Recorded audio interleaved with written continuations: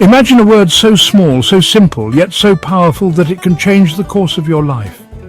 A word that creates boundaries, restores balance, and defines who you are. That word is no. Philosopher Søren Kierkegaard once said, "The most common form of despair is not being who you are." And what is saying yes to everything but a slow erosion of your true self?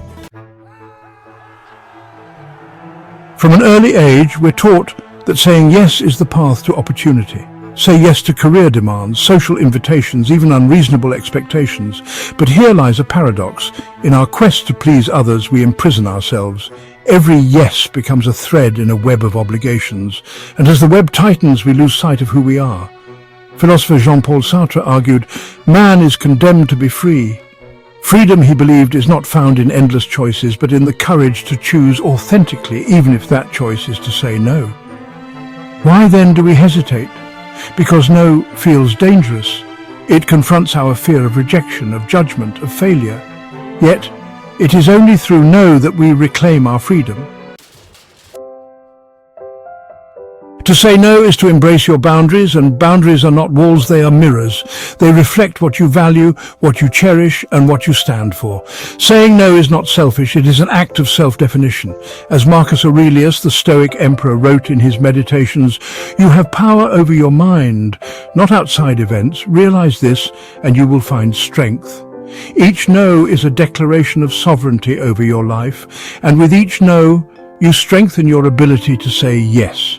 Yes to what aligns with your deepest purpose. Here lies the beauty of no. It is not an end but a beginning. By saying no to distractions, you say yes to clarity. By saying no to triviality, you say yes to meaning. Consider this.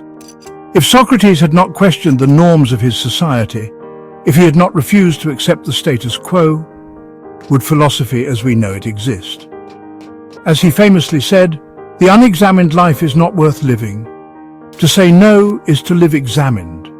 It is to take control of your narrative, to shape your life instead of being shaped by it. Yet no is not without its cost. It requires courage to disappoint others, to embrace solitude, to face the silence that follows. But in that silence lies your true self. Friedrich Nietzsche wrote, "He who has a why to live can bear almost any how." When you say no, you affirm your why. The power of saying no is not merely in the refusal, it is in the freedom it creates, the clarity it brings, and the authenticity it demands. So what will you say no to today? Because sometimes the most profound wisdom lies in the simplest act of refusal. This is The Sad Robot. Reflect, choose, and empower yourself.